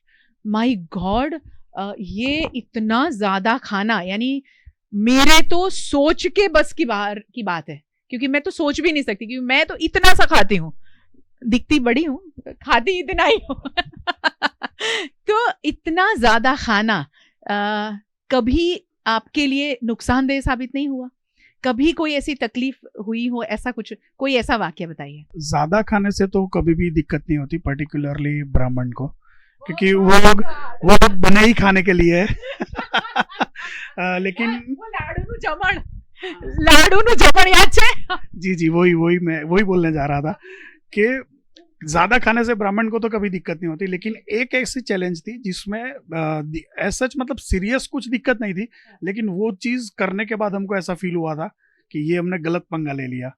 एक चिप आती है, सबको पता है कि उसके ऊपर है ना एक ऊपर मिर्ची का जो पाउडर वो स्प्रिंकल किया होता है, और वो जो मिर्ची है ना वो वर्ल्ड की सबसे स्पाइसीएस्ट है। तो वो आप समझो उसकी एक चिप खाओगे ना तो वो 100 या कुछ 100 चिलीज के बराबर है, सिर्फ एक चिप। तो वो हमने 6 खाई थी दोनों ने मिलकर। आप एक भी नहीं खा, एक क्या इतना टुकड़ा भी छोटा सा नहीं खा सकते उसका, मतलब नॉर्मल कोई भी। वो हमने 6 खाई थी, 3 मैंने 3 विश्वा ने। और वो खाने के बाद फिर हमारी जो हालत हुई थी, चैलेंज तो खत्म हो गई, लेकिन उसके बाद 2-3 घंटे तक पेट में जो जलन हुई थी ना वो बहुत खतरनाक था। जैसे वो खतरों के खिलाड़ी वाली जो बात हो जाती है ना, वो महसूस कर रही हूं मैं कि कुछ करना है और कुछ बड़ा करना है तो उसके लिए चैलेंजेस बहुत सारे होंगे। और ये जो कर रहे हैं विवाह ब्रदर्स, वो चैलेंज, फूड चैलेंजेस तो है ही, फूड चैलेंज के साथ साथ में उनके लिए बहुत ज्यादा दूसरी चैलेंजेस भी शुरू हो जाती हैं, मुझे ऐसा लग रहा है। अब विश्व, आप थोड़े से पतले हो भाई से, है ना? आप भी यही महसूस कर रहे होंगे, तो गायत्री ये सवाल क्यों नहीं पूछ रही है? इतना सारा खाना, तो वर्कआउट भाई नहीं करते होंगे ऐसा लग रहा है, और आप वर्कआउट करते हो, इतना सारा खाना पचाते कैसे हो? देखो, वर्कआउट करने की जब बात होती है ना, तब मैं रेगुलर वर्कआउट पहले मैं करता था, अभी भी करता हूँ, लेकिन बीच बीच में अभी कुछ काम आ जाता है तो अभी छूट जाता है। लेकिन वर्कआउट की बात आती है ना तो मैं करता हूँ, लेकिन भाई नहीं करता है। भाई का काम है दिमाग से सोचना बस। ये पता है आपको, खाना बहुत ज्यादा खाकर वर्कआउट नहीं कर कर शरीर कभी नहीं बढ़ता है, दिमाग से काम कर कर बहुत शरीर बढ़ता है भाई, बहुत जोर पड़ता है यहाँ पर। और वो जब आप सोच में होते हो ना, तो सोच के साथ में आपको आपकी फिजिकल एक्सरसाइज नहीं होती है, आपका यहाँ बहुत ज्यादा खर्च होता है, तो वो खर्च कर करके बढ़ता है। हाँ भाई, ये खा के नहीं बढ़े हैं, क्योंकि अगर खा के बढ़ते तो विश्व भी बढ़ जाता है ना। तो ये वर्कआउट की जो बात है, आपको कभी किसी डॉक्टर को कंसल्ट करना पड़ा है, उसका कंसल्टेशन लेना पड़ा है कि ऐसा चैलेंज आप करते हो, लगातार ऐसी चीजें खाते रहते हो जिसमें ऑयल भी ज्यादा है, घी ज्यादा है या स्पाइसेस ज्यादा है, तो ऐसा कभी कुछ करने की जरूरत पड़ी है, या आपने कभी ऐसा सोचा कि आपकी फ्यूचर हेल्थ के लिए कुछ हाँ आपको डॉक्टर से बात करनी पड़े, ऐसा कभी कुछ लगा आपको? भगवान की दया से आज तक ऐसी कोई जरूरत नहीं पड़ी। और एक दूसरी चीज कि ये जो ईटिंग चैलेंजेस है, जो कॉम्पिटिटिव ईटिंग बोलते हैं, वो इनिशियली हम बहुत करते थे ये चीज को, क्योंकि इंडिया में नया था ये चीज। और फिर धीरे धीरे करके वो चीज हमको जब पता चली कि हमारा देखकर बहुत सारे लोग ऐसा कर रहे हैं और दूसरे बड़े लोग करते हैं, उससे हमको कोई प्रॉब्लम नहीं है, लेकिन छोटे छोटे बच्चे भी ये चीज स्टार्ट कर दे रहे हैं। मतलब हमारा देखकर छोटे छोटे बच्चे अपनी यूट्यूब चैनल खोल रहा है और फिर वो ऐसे हमारी तरह ज्यादा खाने का ट्राई कर रहा है। तो वो चीज हमको लगा कि जब ये हमारा देखकर सब लोग इन्फ्लुएंस हो रहे हैं और ये चीज कर रहे हैं, तो फिर वो चीज हमने ना थोड़ी थोड़ी कम कर दी, क्योंकि हर एक का शरीर सबके जैसा, मतलब सबका अलग अलग रहता है। जो चीज हमको अफेक्ट नहीं करती शायद वो चीज दूसरों को बहुत ज्यादा अफेक्ट करे, तो इसीलिए हमने ये चीज अभी थोड़ी थोड़ी कम कर दी है। बहुत सारे लोगों का ऐसा भी अभी बोलना है कि वापस आप पहले जैसी जो कॉम्पिटिटिव ईटिंग करते हो वो वापस करो, लेकिन यही एक चीज हम सोच कर कम कर रहे हैं, क्योंकि हमारा देखकर बहुत सारे लोग ऐसा करेंगे और हमको तकलीफ नहीं हो रही, लेकिन शायद किसी को उसकी वजह से तकलीफ ना हो।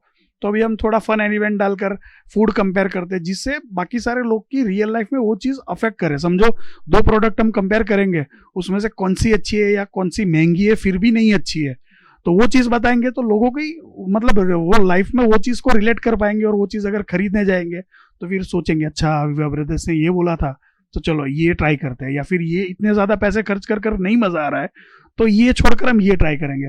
तो लोगों को उससे थोड़ी हेल्प भी मिल जाती है, और साथ में हम मजाक मस्ती करते रहते हैं वीडियो में, तो हम ऐसे चेंजेस लाते रहते हैं हमारे कंटेंट में। ऐसा नहीं है कि हम ज़्यादा क्वांटिटी में और स्पीड में पहले से खाते थे तो अभी भी वही चीज़ कर रहे हैं, बीच में छोटा मोटा ऐसा कुछ आ जाता है। बाकी हम अभी ट्राई ऐसा कर रहे हैं कि लोगों की लाइफ में ज़्यादा वो हमारे कंटेंट से रिलेट कर पाए, तो हम ऐसा कंटेंट क्रिएट करने का ट्राई कर रहे हैं अभी। ये तो ऐसी बात हुई कि जब भी कोई भी स्टंट वाला वीडियो कोई बनाता है मूवी में या किसी एड में, स्पेसिफिकली लिखा जाता है कि आप ये इसे घर पे ट्राई न करें, तो ये वीवा ब्रदर्स वही कह रहे हैं कि आप इसे ट्राई न करें, क्योंकि आपका आकाश और विश्व जैसा जो डाइट सिस्टम है और पचाने की जो शक्ति है वो उनके जैसी शायद आपकी न भी हो, आप तकलीफ में आ जाए। तो सोचिएगा, इन्फ्लुएंसर का जो काम है वो अपनी कला को दिखाने का काम है।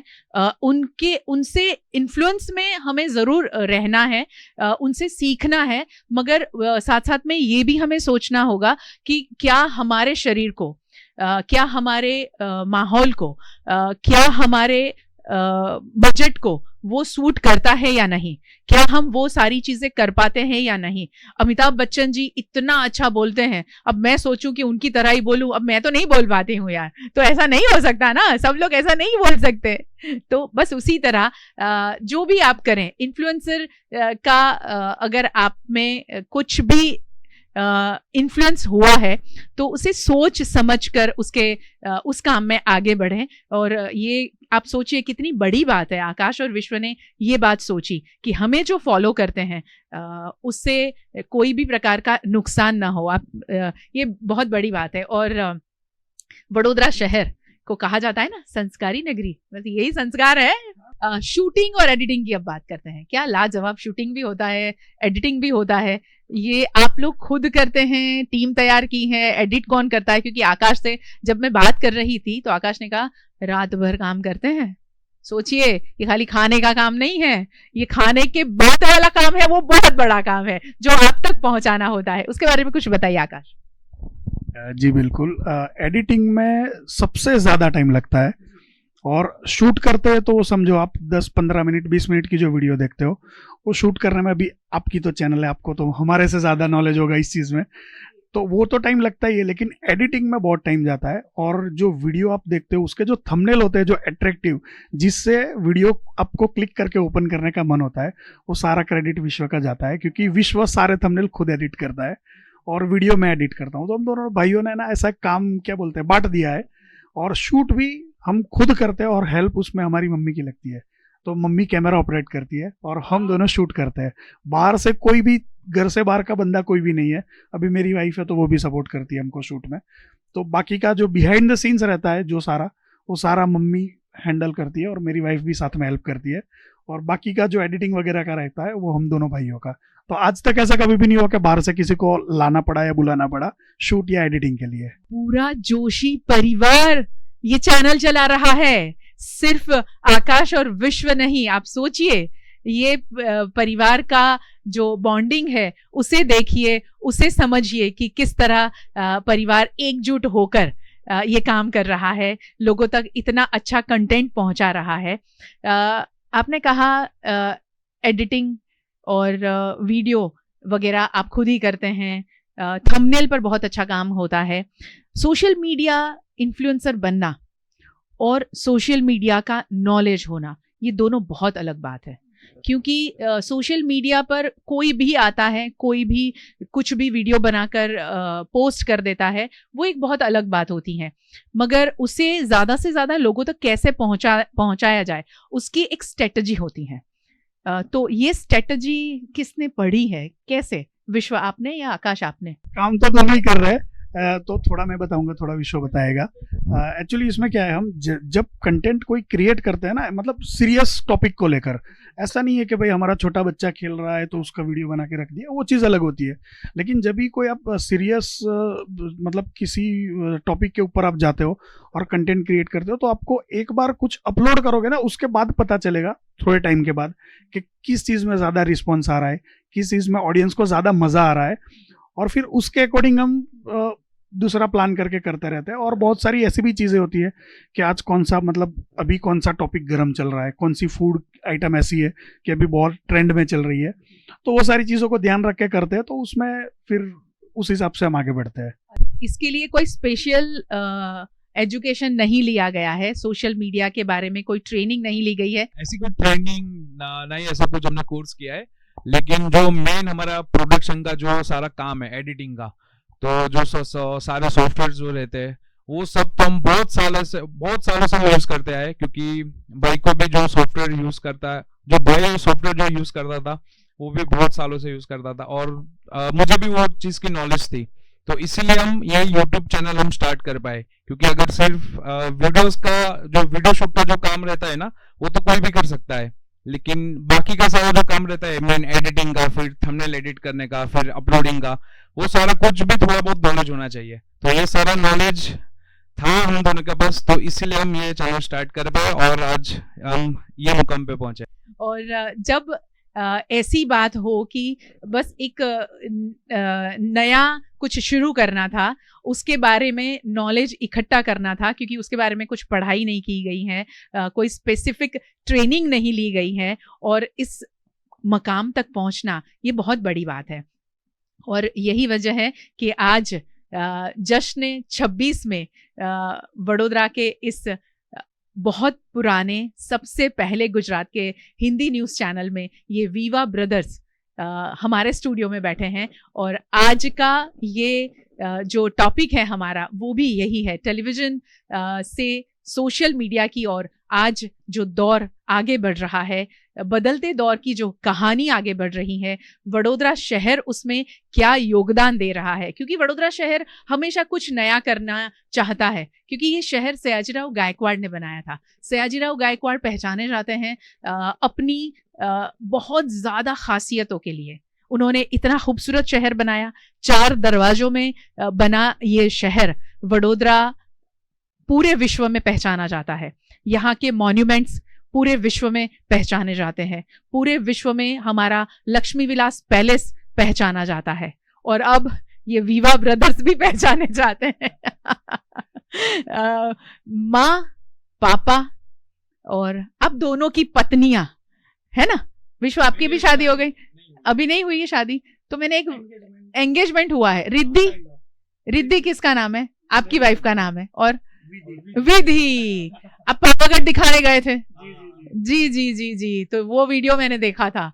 तो ये वीडियो जब आप बना रहे थे आकाश, आपका जो शूटिंग स्टाइल मैंने देखा, मैं उसके बारे में बात करना चाहूंगी, क्योंकि इतना सटीक शूटिंग किया है आपने। आप खुद, यानी सेल्फी स्टैंड पे था कैमरा के हाथ में था, हैंडी, मुझे ऐसा लगा कि स्टैंड में है। आप जिस तरह शूट कर रहे थे, ओ माय गॉड, एक एक चीज, वो जिस तरह कैमरा शेक नहीं हो रहा था, ऐसा लग रहा था कोई प्रोफेशनल शूट कर रहा हो। कुछ बताइए उसके बारे में, ये कैसे कर लेते? उसमें ऐसा है कि देखो, हम दोनों भाइयों का है ना, प्लस पॉइंट क्या है, विश्व को पहले से है ना एनिमेशन का, वीडियो एडिटिंग का बहुत ही शौक था, तो उससे ग्राफिक से रिलेटेड इसको पहले से नॉलेज था, और मैं म्यूजिशियन भी हूँ, तो म्यूजिक का नॉलेज मेरे को पहले से है। म्यूजिक एडिट कैसे करना है, साउंड रिकॉर्डिंग कैसे करना है, वो सारी चीज़ों का नॉलेज है। और मैं साथ में ही फोटोग्राफर भी हूँ, जो बहुत सारे लोगों को नहीं पता है। हम दोनों भाई अच्छी फोटोग्राफी भी कर लेते हैं, और बहुत सारे वेडिंग फोटोग्राफी भी मैंने की है, बहुत सारे वेडिंग भी कवर किए हैं मैंने इससे पहले, जब ये वीवा ब्रदर्स और वीवा फूड वर्ल्ड जब नहीं था, उससे पहले की बात है। तो वो सारी चीज़ों का नॉलेज अभी काम आ रहा है इसमें, वही है। ये तो छुपे रुस्तम निकले। Music, videography, photography, wedding photography भी करी है आपने, क्या बात है। ये वीवा ब्रदर्स वाकई बहुत दमदार है यार, क्योंकि वडोदरा के हैं, इसीलिए मैं हमेशा प्राउड लेती हूँ कि वडोदरा का नाम हर जगह किस तरह से ऊंचाइयों पर ले जाना। एक बीच में एक वाकया हुआ था मेरे साथ में, किसी को मैंने एड्रेस पूछा, तो उन्होंने बड़ा बदतमीजी से जवाब दिया, तो मुझे बहुत बुरा लगा। ये हमारे शहर के लोग हैं, हमारे शहर में ऐसे लोग कैसे हो सकते हैं? क्योंकि अगर मैं तो यहीं की थी, अगर मानो कि मैं मुंबई से आई हूँ, दिल्ली से आई हूँ, कहीं से भी आई हूँ, और मैंने वो एड्रेस पूछा होता और मुझे ऐसा जवाब मिलता, तो मैं एक माइंडसेट बनाकर यहाँ से जाती बाहर कि यार वडोदरा के लोग ऐसे हैं। एक व्यक्ति की वजह से पूरे शहर को अगर पहचाना जाए, उसके बारे में एक माइंडसेट बनाया जाए, तो हमें हमेशा ये कोशिश करनी चाहिए कि हम हमारे शहर को या हमारे राज्य को, हमारे देश को कैसे रिप्रेजेंट करते हैं। और वडोदरा शहर को इस तरह रिप्रेजेंट करना, विदेश में चलते चैलेंज को लेकर अपने शहर में, अपने देश में ऐसे चैलेंज, फूड चैलेंज में आगे बढ़ना, ये विवा ब्रदर्स ने वाकई वडोदरा शहर का नाम आप लोगों ने रोशन किया है। आखिरी सवाल है, क्या कहोगे वडोदरा में और कहीं से भी जो लोग इन्फ्लुएंसर बनना चाहते हैं, सोशल मीडिया पर छा जाना चाहते हैं कि कुछ नया करना है, तो उनके लिए कुछ ऐसी टिप्स, क्योंकि आप अभी काफी ऊंचाइयों पर पहुंच चुके हैं। उनके लिए एक ही चीज कहना पाऊंगा, सबसे पहले एजुकेशन जरूरी है, क्योंकि आप कुछ भी चीज करते हो ना, तो वो चीज के लिए ऐसा नहीं है कि पर्टिकुलर वही चीज का आपको नॉलेज चाहिए। अगर एजुकेशन आपका एक बार समझो, एटलीस्ट आप ग्रेजुएट होने चाहिए, ताकि आप दुनिया को बाकी सारी चीजों से संभाल पाओ। और एक चीज ये है कि ऐसा नहीं है कि यही चीज के पीछे पड़ते रहो और बाकी सारी चीजों पर ध्यान ना दो, क्योंकि आजकल है ना बहुत सारी जगह पर मैंने ऐसा देखा है कि एक दूसरे को देखकर सबको करना बहुत है, लेकिन फिर उसके चक्कर में बाकी की लाइफ में और फैमिली को क्या लॉस हो रहा है ना, वो सब नहीं देख रहे हैं। एक चीज के पीछे पड़ते हैं, फिर वो चीज अगर नहीं हो रही है और अपने अंदर वो चीज की लायकात है कि नहीं, वो सबसे पहले चेक करना है। तो अगर वो चीज समझ के और सोच के आप अगर एक डायरेक्शन में जा रहे हो सही नॉलेज के साथ और सही टेक्निक्स है, तो फिर थोड़ा टाइम शायद किसी को ज्यादा लगता है, किसी को कम लगता है, लेकिन सक्सेस मिलती ही मिलती है। मैं तो वही बोलना चाहता हूँ कि किसी का देख के मत करो, आपको जो करना है और आपका आइडिया सही है कि वो अच्छा है, तो बस उसके ऊपर ही आप लग जाओ, लेकिन किसी का देख के वो काम मत करो। अगर आपको कोई काम अच्छा लगा है तो बस आप सोचो उसके पीछे और फिर बस स्टार्ट कर दो, लेकिन किसी का देख के मत करना। बस वही आप चीज वो दिमाग में रखो तो आप बहुत आगे जाओगे। आकाश, आखिर में मम्मी पापा का जो आप लोगों को सपोर्ट मिला है, क्योंकि क्या होता है कि जब एक बच्चा अच्छा कमा रहा है, आकाश मुंबई में थे, है ना, म्यूजिक में अच्छा काम कर रहे थे, वहाँ से आके इस तरह से वीडियो बनाकर एक चैलेंज शुरू करना, और वो भी फूड चैलेंज, तो उसमें अगर परिवार सपोर्ट नहीं करता है, पेरेंट्स सपोर्ट नहीं करते हैं, तो बच्चा नहीं कर पाता है। ये बहुत बड़ी बात है, क्योंकि हर एक माँ बाप ये चाहते हैं, ऐसा नहीं मैं कहूँगी कि सिर्फ वो पैसों की तरफ देखते हैं, वो ये चाहते हैं, ये सोचते हैं कि हमारा बच्चा कहीं पीछे न रह जाए, उसका फ्यूचर और उसका करियर खराब ना हो जाए। इसीलिए पेरेंट्स शायद ये सोचते हैं कि आप इसमें देख लो आप अच्छा कर पाओगे या नहीं। तो आखिर में मम्मी पापा ने जो सपोर्ट किया है आप लोगों को, और इस कदर सपोर्ट कर रहे हैं, माय गॉड, मैं आपके वीडियोस देखती हूँ, इतना मजा आता है, उसके बारे में कुछ बता दीजिए। मम्मी पापा को थैंक यू कहना है तो क्या कहो? मम्मी पापा को थैंक यू तो शायद कितना भी बोलूं कमी होगा। हम दोनों भाइयों को इतना सपोर्ट किया है, और मैं जब पढ़ाई करता था, विश्व जब पढ़ाई करता था, तो मम्मी पापा का ऐसा नहीं रहता था कि आप सिर्फ पढ़ो, पढ़ाई तो जरूरी है, वो तो करना ही है, लेकिन उसके साथ में अगर आपको कोई हॉबी आपकी, जैसी मेरी म्यूजिक थी, विश्व की एडिटिंग वगैरह, वीडियो एडिटिंग वगैरह थी, तो कभी भी मना नहीं किया उसके लिए, और वो चीज ही आज हमको काम आ रही है। तो वो चीज बहुत जरूरी है कि जो साथ में दूसरी भी चीज है उसको सपोर्ट करते हैं। और हमारे मम्मी पापा का बोलूं तो पापा का काम ऐसा है कि बिहाइंड द सीन जो रहता है ना, उसका भी बिहाइंड द सीन काम है पापा का, जो किसी को भी कभी भी नहीं दिखता, लेकिन पापा का सपोर्ट भी इतना रहता है।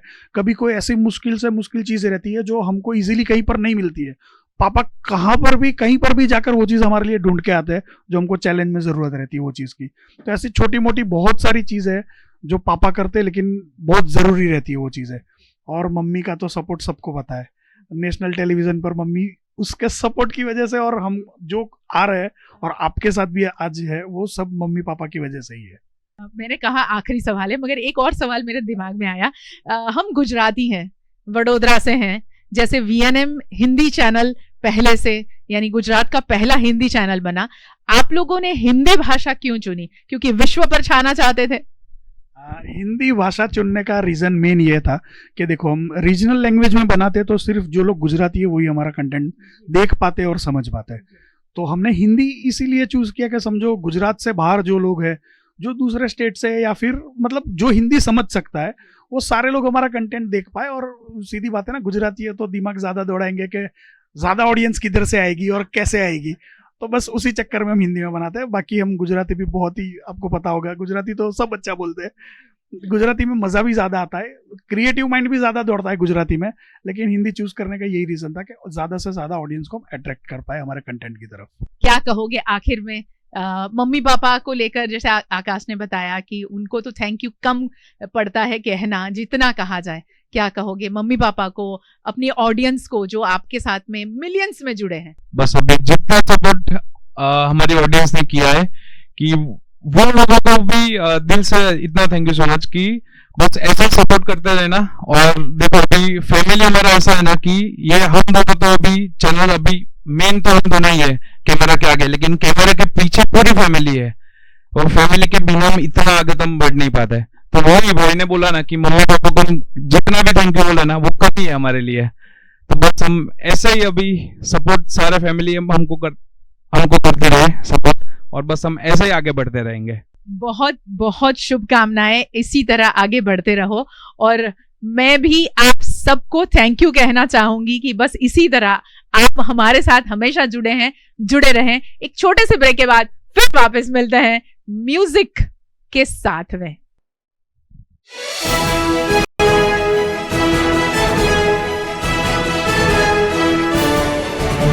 VNM टीवी की खबरें अब आप YouTube, Facebook, Instagram के अलावा OTT प्लेटफॉर्म पर भी लाइव देख सकते हैं। डेली हंट, जियो टीवी, वोडाफोन टीवी और जियो फाइबर पर 498 नंबर के चैनल पर भी 24 घंटे VNM टीवी आपके लिए उपलब्ध है।